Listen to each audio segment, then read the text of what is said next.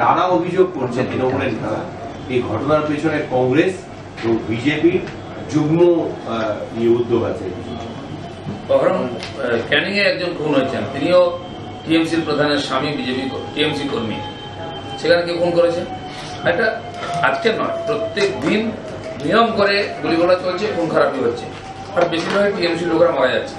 কেন এটা হচ্ছে? কাউন্সিলর বজবজে মারা গেল, বলা হল বিজেপি মেরেছে, এমএলএ মারা গেল, বিজেপি মেরেছে, তাও দেখা যাচ্ছে সব উল্টো হচ্ছে। যদি সমস্ত সমাজ বিরোধী কোনো পার্টির মধ্যে ঢুকে যায়, তারা পার্টির ঝান্ডা, পার্টির পদ পেয়ে যায়, তো স্বাভাবিকভাবে তারপরে যে ধরনের এখানে রাজনীতি চলছে কোনো কন্ট্রোল নেই। যত রকম অ্যান্টি সোশ্যাল অ্যাক্টিভিটি, চুরি চামারি ওই লোকগুলোই করছে, আর একটা বিশেষ পার্টির ঝান্ডার তলায় থেকে। তো অন্যকে দোষ দিয়ে লাভ নেই, এক তো প্রথমে এটা বন্ধ হওয়া উচিত। খালি ওরা নয়, সাধারণ মানুষ মারা যাচ্ছে। জয়নগরেতে বিধায়ককে আক্রমণ করতে গিয়ে 3 জন সাধারণ মানুষ মারা যায়, তারা কি দোষ করেছে? 2-4 লাখ টাকা লেগে দায়িত্ব শেষ। এই যে খুনির রাজনীতি শুরু হয়েছে, এটা কে বন্ধ করবে? এটা টিএমসি এবং তার সরকারের দায়িত্ব। অন্যকে দোষারোপ না করে এটা আগে বন্ধ করা দরকার আছে। দিল্লির তো অনেক দূর, পশ্চিমবাংলায় কি হবে ওগুলো ঠিক করুন। কাকে নিয়ে লড়বেন, কার বিরুদ্ধে লড়বেন, আগে তো নিজের অস্তিত্ব বাঁচিয়ে রাখুন, তারপরে লড়াই করতে যাবেন। কেন যত মমতা ব্যানার্জির সাংগঠনিক অবস্থা খারাপ হচ্ছে, প্রশাসনিক ফেলিওর শুরু হয়ে গেছে, হতাশ হয়ে গিয়ে এসব কথাবার্তা বলে দিল্লির দিকে নজর ঘোরাবার চেষ্টা করছেন। 2019 সালে পশ্চিমবাংলার মানুষ এদের হাত থেকে মুক্তি চাইছে, আমরা সেই ব্যবস্থা করে দেবো। উনি বারবার নিজের দোষ চাপ থেকে অন্যকে দোষ দেন। আমি বলছি, যদি কেউ আইন শৃঙ্খলা ভেঙে থাকে আর এই ধরনের কাজ করে থাকে, তাকে ধরছে না কেন আপনারা? আজ পর্যন্ত কজন ধরা পড়েছে? বিজেপি, আরএসএস, বিশ্ব হিন্দু পরিষদ কথায় কথায় উনি তাদের নাম জপ করেন। অযোগ্যতা চাপা দেওয়ার জন্য এইসব বাহানা চলবে না, এবার কিছু করে দেখাতে হবে। মানুষ কাজ চাইছে। কাশ্মীরের ঘটনা আগে থেকে কেন্দ্র জানতো এবং কেন জওয়ানদের বিমানে নিয়ে যাওয়া হয়নি, এই ধরনের অভিযোগ আজকে তুলেছেন। উনি অভিযোগই তুলতে পারেন। গত 30 বছর ধরে ভারতবর্ষের টেরোরিজম চলছে, প্রায় 15,000 সুরক্ষা কর্মী মারা গেছে। তখন কি হয়েছিল? এর আগে তো 60-70 জন এক দিনে মারা গেছে সুরক্ষা কর্মী, বস্তার থেকে আরম্ভ করে ছত্তিশগড়ের কাশ্মীর পর্যন্ত। তখন উনি কাকে প্রশ্ন করেছিলেন? আর ইন্টেলিজেন্স ফেলিওর বা ইন্টেলিজেন্স কিন্তু সবসময় চলছে, সবসময় রেড অ্যালার্ট, সবসময় সতর্ক আছে সেনা। তারপরে ঘটনা ঘটছে, সরকার যথেষ্ট সতর্ক আছে, কিন্তু যেখান থেকে এটা অপারেট হচ্ছে সেইখানে আঘাত করার দরকার আছে। আমাদের সরকার সেটা করে দেখিয়েছে, দরকার আবার করবে। এদিকে আবার উনি বলছেন যুদ্ধ বাঁধাবার চেষ্টা হচ্ছে। সারা দেশ যখন বলছে যে এই যে আমাদের প্রতিবেশী রাষ্ট্র আমাদের দেশের মধ্যে বিশৃঙ্খলা করছে, মারছে সাধারণ মানুষকে, সেনাদেরকে, তার বদলা চাই, তখন উনি প্রশ্ন করছেন কেন এটা হচ্ছে বলুন। উনি দেশের সঙ্গে আছেন নাকি পাকিস্তানের সঙ্গে আছেন, এটা আজকে ওনাকে বলতে হবে।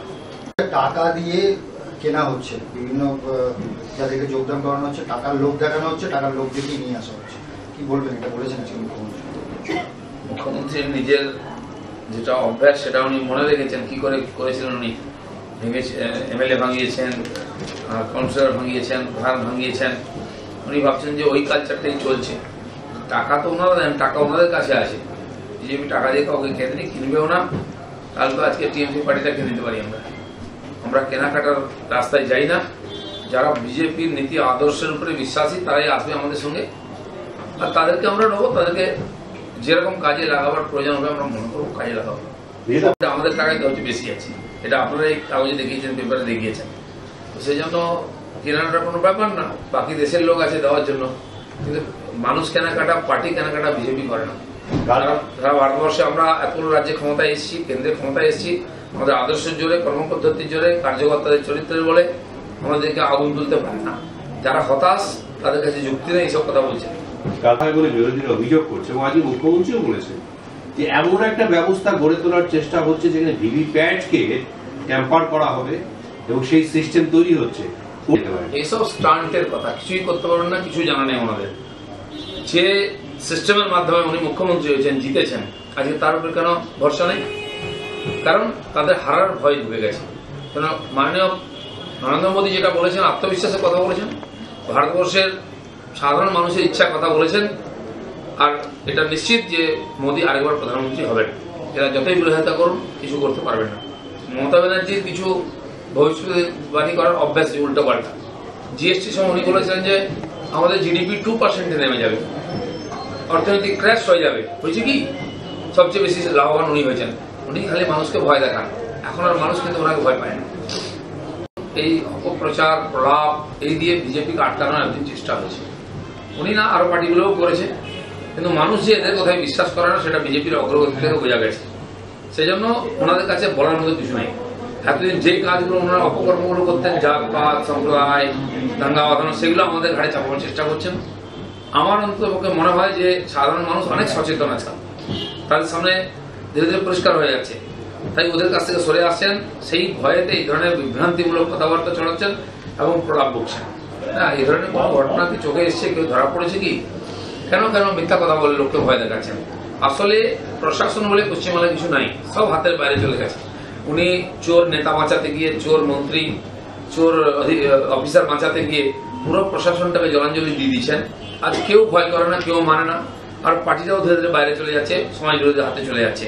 তার থেকে হতাশ এইসব কথাবার্তা বলছেন যার হাতে পুলিশ প্রশাসন আছে। তিনি কেন এইসব উল্টোপাল্টা কথা বলবেন? ওনার তো ইনকোয়ারি করা উচিত, সব তো সামনে নিয়ে আসা উচিত, দোষীকে ধরা উচিত, সাজা দেওয়া উচিত। একটাও করতে পারেননি। সারা ভারতবর্ষে এরকম ঘটনা ঘটে না, কেন এখানে গুজব ঘটনা হচ্ছে, কেন এই ধরনের ঘটনা ঘটছে? তার মানে প্রশাসনের কোন রকম এখানে কন্ট্রোল নেই। দেখুন, মধ্যরাত্রে কোথায় মিছিল হয়েছে আমার জানা নেই, বিজেপি কমপক্ষে এটা করে না। আমাদের যুব মোর্চার ছেলেরা কোনো মশাল মিছিল করে, এই জন্য যে মশালটা রাত্রে জ্বালাতে হয়। মমতা ব্যানার্জি দুপুরবেলায় মোমবাতি নিয়ে হাঁটেন। এই ধরনের মোমবাতি মিছিল প্রথম দেখার সুযোগ হলো আমাদের কলকাতায়। আমি ছোটবেলায় একটা কবিতা পড়েছিলাম, যে যখন দিবসে মনে হরসে জ্বালায় মোমের বাতি, আসু দিনে তার দেখিবে না আর তার ভবিষ্যৎ অন্ধকার, সে কবিতাতে লেখা আছে। আমার মনে হয় সেটাকে প্রতিপন্ন করার উনি চেষ্টা করছেন। নাহলে কাউকে এখন তো দিনের বেলা আমরা মোমবাতি নিয়ে হাঁটতে দেখিনি, ভবিষ্যৎ পরিষ্কার, অন্ধকার একটা বোঝা যাচ্ছে। তো প্রথম গদ্দারি শুরু করেছিলেন পশ্চিমবঙ্গের রাজনীতিতে। কংগ্রেস ছেড়ে এসে আলাদা পার্টি করেছিলেন কেন? ওনাকে পার্টি সেই কংগ্রেসে পদ দিয়েছে, এমপি বানিয়েছে, মন্ত্রী করেছে, তারপরে ছেড়ে এসেছিলেন। ওনার উচ্চাকাঙ্ক্ষা হচ্ছে বেশি ছিল। অন্য কোনো মানুষের যদি উচ্চাকাঙ্ক্ষা থাকে আর তার জন্য অন্য বলে দলে যায়, গণতন্ত্রের তো মানা নেই, তার জেনে তারা গদ্দার হয়ে যাবে। যতদিন তার সঙ্গে ছিলেন নীতিশ কুমার ঠিক ছিলেন, যেই জিএসটির উনি বিরোধিতা করলেন তার গিয়ে বললেন যে গদ্দার। ওনার এই সার্টিফিকেটটা দেওয়ার অধিকার কে দিচ্ছে সবাইকে? গণতন্ত্রের যে কোনো পার্টিতে যেতে পারে, ওনার পার্টির সবাই থাকবে, উনি ওইখানে থাকবেন, তার কি গ্যারান্টি আছে? দল ছাড়াটা উনি শুরু করেছেন, সবাই যে পেয়েছেন ওনারা সেটা বোঝাই যাচ্ছে।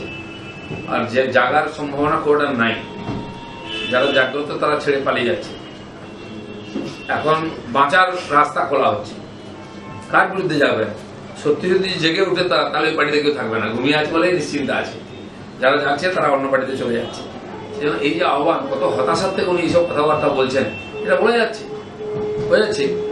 আর জায়গার সুযোগ নেই। এখন তো তাদেরকে সেলাইন দিতে হবে, কোরামিন দিতে হবে, অনেক কিছুই দিতে হবে। টিএমসি কে জাগাবার যে মন্ত্র ওনার কাছে উল্টো ভুলে গেছে।